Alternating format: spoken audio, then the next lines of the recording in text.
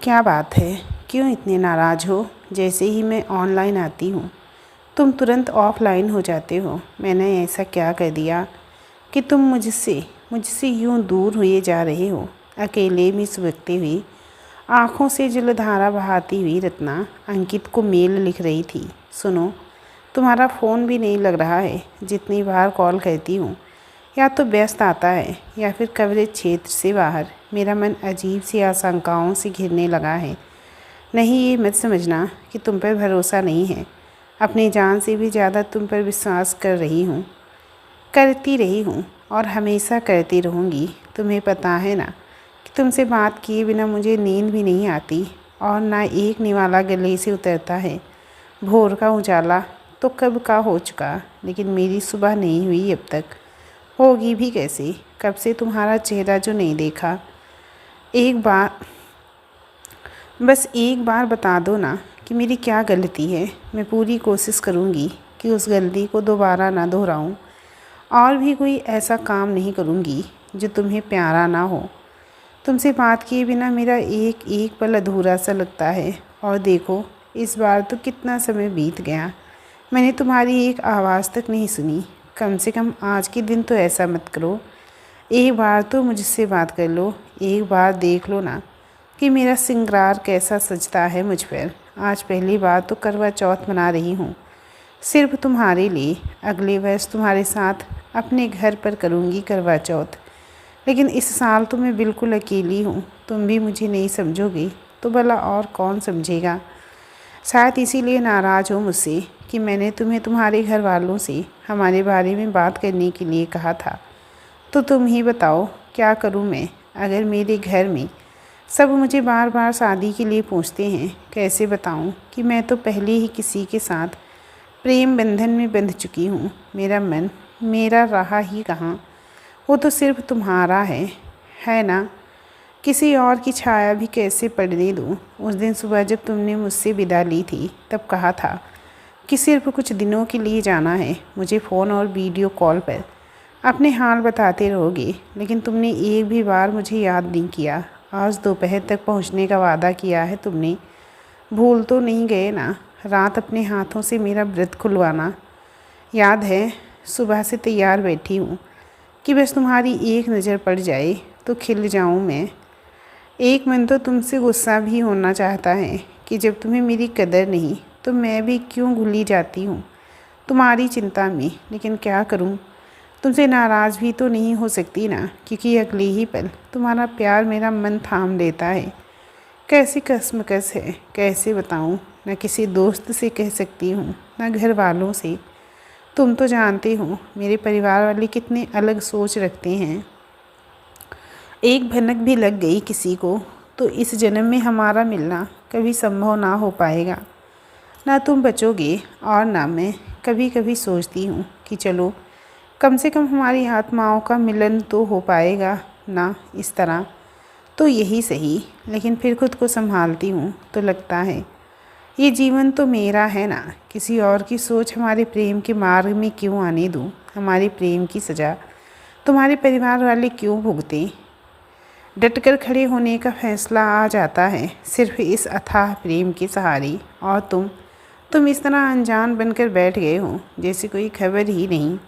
Mail मिलते ही अपना प्यारा सा चेहरा दिखा देना कि मुझे तसल्ली हो जाए। तुम्हारे इंतज़ार में तुम्हारी, सिर्फ तुम्हारी रत्ना। मानस साधनों के अभाव के कारण मेल कुछ देर से देख पाता है और पढ़ना शुरू करते ही उसकी आँखों से आंसू बहने लगते हैं। उन्हीं डबडबाई आँखों से पत्र पढ़ने के बाद वो अपना उत्तर लिखना प्रारंभ करता है।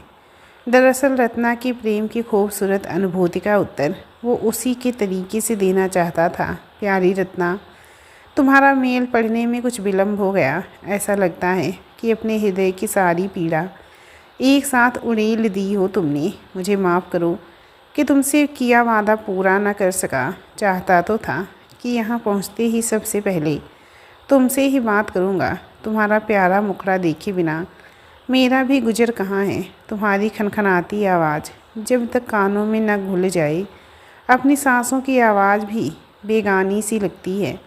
यूँ तो हमारा प्रेम शब्दों का मोहताज नहीं है। तुम्हारे बिना बोले भी तुम्हारी हर एक बात मुझ तक पहुँचती आई है, लेकिन तुमने इतना कुछ लिख दिया है कि मेरा प्रत्युत्तर ना देना मुझे तुम पर ज्यादती सी लग रही है। मैं मानता हूँ कि तुम मुझे बार बार फ़ोन करती रही होगी। शायद यहाँ से जाने के बाद हमारी किस्मत में एक दूसरे से बात करना लिखा ही नहीं था। स्टेशन पर उतरते समय धक्का मुक्की के कारण मेरा फ़ोन जाने कहाँ खो गया। तुम्हारी बातों से ऐसा लगता है कि किसी अपरिचित के हाथों मेरा फ़ोन इस्तेमाल हो रहा है। मैंने सोचा था कि सही जगह पहुंचकर तुम्हें वहीं से कॉल कर लूँगा और फ़ोन खोने की सूचना भी दे दूँगा, लेकिन ये भी ना हो पाया। तुम्हें तो पता ही है कि आपदा की विभीषिका से जूझ रहे इस शहर के हालात सामान्य नहीं हैं। बिजली, पानी, फ़ोन लाइन सब बर्बाद हो चुकी है। कुछ ऐसी ही परिस्थितियाँ बन गई कि ना तुमसे बात ही हो सकी और ना तुम्हें एक नज़र देख ही पाया। तुम्हारी इस दशा पर दुखी तो बहुत हूँ मैं, लेकिन इन आपद के मारों का दुख हमसे कहीं ज़्यादा है। मुर्दों के ढेर पर सब अपनों को खोजते फिर रहे हैं, सिर्फ इसी उम्मीद पर कि फिर एक बार चलती हुई सांसें मिल जाएं। किसी अपने की मलबे के ढेर को हटा हटा कर देखते हैं कि कोई जाना पहचाना चेहरा नज़र आ जाए कहीं से। ऐसे समय पर मुझे अपने प्रेम के बारे में सोचना भी स्वार्थ लग रहा था। तुमसे बात करने की आशा से ही आज स्टेशन पर पहुंच के नया फ़ोन ख़रीद लिया, लेकिन पता चला कि सिम एक्टिवेट होने में अभी कुछ और घंटे लग जाएंगे। यहीं एक साइबर कैफ़े में 2 घंटे बाद मेरा नंबर आया है। तुम्हें अपने कुशल होने की सूचना देने के लिए मेल खोलते ही तुम्हारा संदेश दिखा। मैं बता नहीं सकता एक साथ जाने कितने ही तरह के भाव महसूस कर रहा हूँ। तुम्हें लगा कि मैं तुम्हें नहीं समझ रहा हूँ। ऐसे कैसे? तुम्हें समझने की आवश्यकता ही कहाँ है मुझे। क्या हम दोनों अलग हैं? तुम्हारी सोच से मेरी सोच जुदा कैसे हो सकती है? ईश्वर ने 2 अलग अलग शरीरों में एक ही जान आधी आधी बांट कर डाल दी है, और अब ये कैसे सोच लिया तुमने कि मैं तुमसे भला नाराज़ हो सकता हूँ? मैं कभी चांदनी से चांद और खुशबू से हवा नाराज़ हो सकते हैं क्या? जितनी बार मेरे हृदय की धमनियों में स्पंदन होता होगा, उससे कहीं ज़्यादा बार तुम्हारा नाम गूंजता होगा।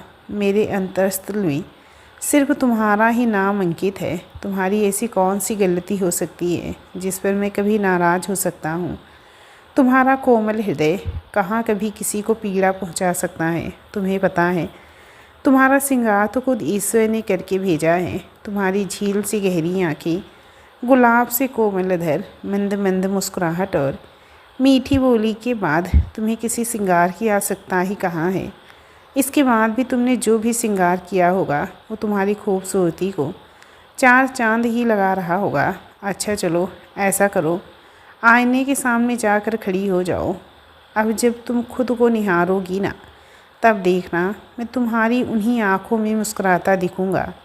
कैसे जताऊँ तुम्हें कि तुम्हारे बिना मेरा भी एक एक पल गुजारना भारी पड़ रहा है, लेकिन कुछ नहीं कर सकता। ये मेरा फ़र्ज ही मेरी बेड़ियाँ भी हैं और मेरा सम्मान भी। संभव हो पाता तो किसी तरह पंख लगाकर यहाँ पहुँच चुका होता। तुम्हारा इंतज़ार आज थोड़ा सा लंबा होने वाला है।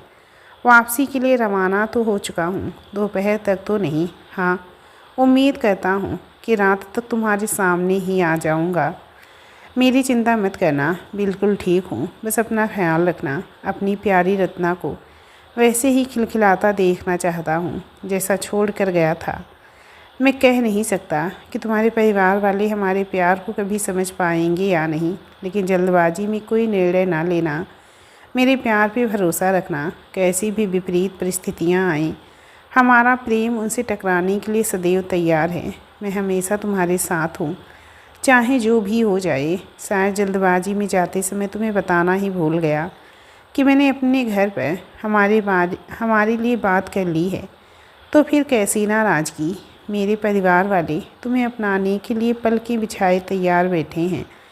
मैं भी ये मानता हूँ कि बेशक हमारी ज़िंदगी हमारी ही है और उसे अपने तरीके से बिताने के लिए हम पूर्णतः स्वतंत्र भी हैं, लेकिन अपने जनक जननी को दुखी करके अपने नए जीवन को किस तरह संवार पाएंगे हम। बड़ों के आशीष के साथ प्रारंभ किया गया कार्य सदैव मीठे फल ही प्रदान करता है। मैं चाहता हूँ कि मेरे आने के बाद एक नए सिरे से तुम्हारे परिवार वालों से बात करने की कोशिश करें। हो सकता है कि तुम्हारे माता पिता हमारे प्रेम को समझ ही जाएं। सदैव अच्छे की कामना करने से अच्छा ही दिखाई देता है। ईश्वर से प्रार्थना करो कि ये रिश्ता सिर्फ हम दोनों के बीच ना होकर दो परिवारों के बीच भी हो।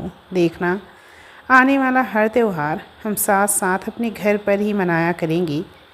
सच कहा तुमने कि प्रेम की अनुभूति लड़ने का हौसला प्रदान करती है, तो फिर क्यों घबरा जाती हो। आत्माओं के मिलन के लिए क्या सिर्फ विवाह, शारीरिक नज़दीकियाँ और मृत्यु ही उपाय है। सच बताना, क्या हमारी आत्माएं एक दूसरे से जुड़ नहीं चुकी। ऐसी किसी भी सोच को स्वयं पर हावी ना होने देना, ना स्वयं कमज़ोर पड़ना और ना ही कभी मुझे ही पढ़ने देना। मैं जानता हूँ कि तुम मानसिक रूप से इतनी सशक्त हो कि कोई भी गलत कदम नहीं उठाओगी, लेकिन इस दिल का क्या करूँ, तुम्हारी बातों से बेचैन सा हो उठा है। अब तुम्हें एक नज़र देखे बिना मुझे भी तसल्ली ना होगी। जितनी जल्दी हो सकेगा तुम्हारे सामने खड़ा मिलूँगा। मेरा इंतज़ार करना। तुम्हारा और तुम्हारा सिर्फ मानस। ईमेल भेजकर भारी कदमों से मानस बाहर आया और उसने वापसी के लिए एक टैक्सी बुक कर ली। इतना लंबा सफ़र अकेले ही काटना बहुत भारी लग रहा था उसे, लेकिन क्या करता, और कोई चारा भी तो नहीं था। रास्ते भर रत्ना को याद करता रहा और एक पल के लिए भी उसकी आँखों की नमी कम ना हुई। चांद निकल आया था, लेकिन मंजिल अभी कुछ दूर थी। उसकी प्रेयसी उसका इंतज़ार करती हुई जाने किन ख्यालों में गुम होगी। यही सोचकर चांद को ताकने लगा। उसे ऐसा लग रहा था कि मानो उसकी रत्ना की चमक के सामने चांदनी भी फीकी है। रत्ना की यादों में डूबी हुई उसने चांद से मुँह फेर लिया और अपनी आंखें बंद कर ली। अचानक पहली बार फ़ोन की मधुर धुन बज उठी और रत्ना का नंबर फ्लैश होने लगा। खुशी से उछलते हुए उसने व्हाट्सएप खोला तो रत्ना का खूबसूरत चेहरा उसके सामने खिल उठा। दोनों की नज़रें मिली और जो कुछ भी कहना बाकी रह गया था सब कुछ बिना कहे ही जान लिया। अब वार्तालाप के लिए शब्दों की कोई आवश्यकता बाकी नहीं रह गई थी। नयनों की भाषा मधुर दर्शन की गवाह बनी। हृदय से हृदय की मौन स्वीकृति ने दोनों के बीच की संवादहीनता को कहीं दूर ढकेल दिया था। रह गया था तो सिर्फ प्रेम और उसकी निश्चल अनुभूति। दोस्तों, कहानी यहीं पे ख़त्म होती है। आप लोगों को कैसी लगी प्लीज़ बताना ज़रूर। अच्छी लगी हो तो लाइक और चैनल को सब्सक्राइब भी ज़रूर कर लेना आप लोग।